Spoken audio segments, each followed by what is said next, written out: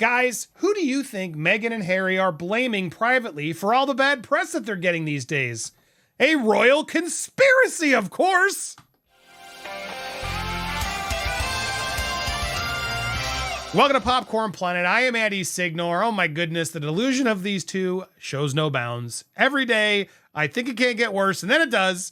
They're out there spinning it like, oh, everything's all good. We're having this nice PDA at our holiday party for Archewell, completely ignoring the fact that their charity foundation looks like a complete scam, in my opinion. It's making zero money. They're lying about stuff. They're not even paying their female employees who are doing the same work as their male employees, the same, some feminist, Meghan.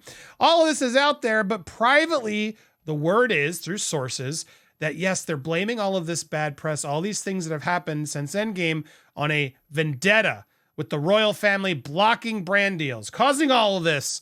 An exclusive coming in here to Express saying that Prince Harry and Meghan are convinced the royal family are behind a vendetta waged against them, which has seen them lose several lucrative deals, according to the source.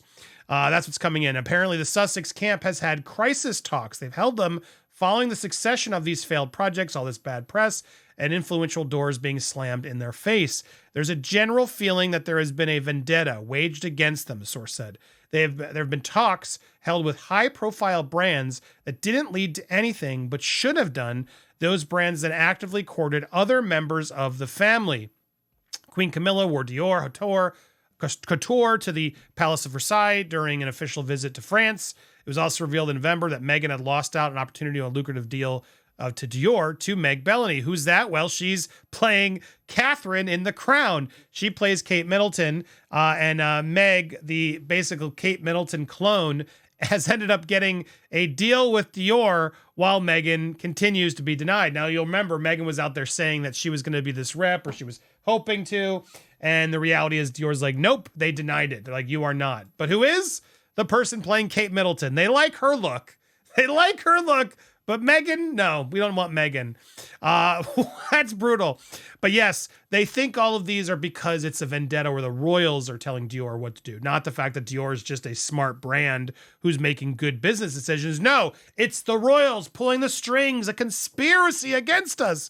Both Harry and Meghan often wear Dior. We're huge fans of the brand. Notice that. Harry wore Dior's suit to the coronation, and the Sussex were starting to build up their partnership with the fashion house. Then the focus shifted towards Camilla and other members of the family. To add salt to the wounds, the actress playing Kate Middleton was announced as the new face of the brand. It was all very suspicious timing. This is the kind of evidence, the facts and journalism and evidence that misinformation? No, they just believe speculation. These two are such damn hypocrites. And in fact, actually, good time to promote our live later.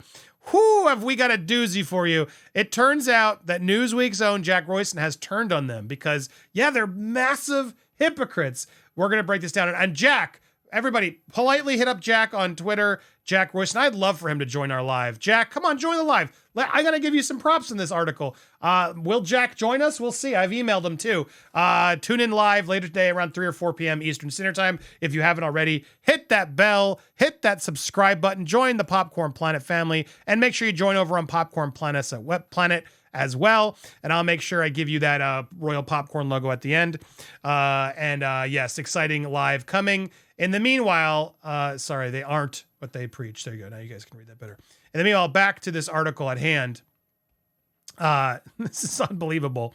Meghan had signed a contract, as we know, with William Morris Endeavor in a bid to secure these lucrative deals. However, 8 months later, there's still no deal in sight. What brand would want to associate them now, given the endgame drama and everything else?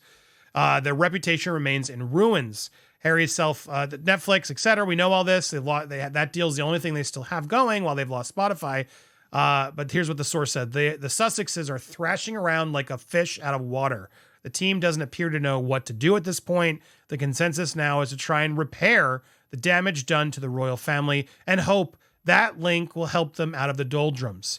That's true. They go into the charity, but I want to focus on that because now the rumors are coming in that Meghan's willing to be back in the royal life.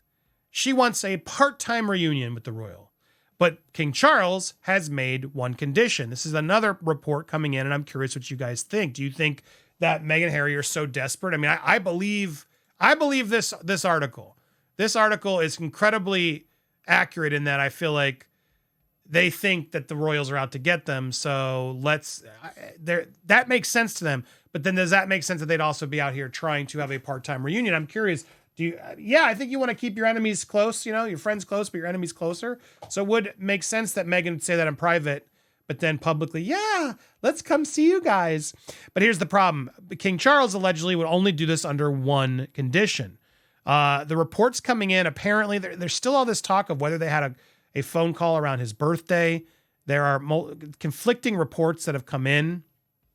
The source insisted, though, that any potential reunion would only happen under one condition. Meghan and Harry must avoid speaking negatively about the royal family in future, saying this was non-negotiable. Insider told Life and Style, Meghan and Harry have to agree not to speak ill of the royals again.